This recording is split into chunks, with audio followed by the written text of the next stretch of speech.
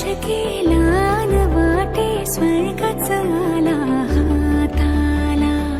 स्वप्न जे होते पूर्ण ते झाले, मुक्त जे होते आता बंधन आले नात्याला.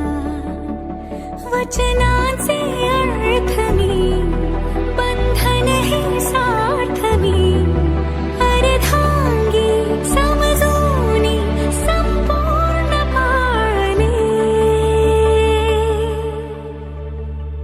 सुख कळले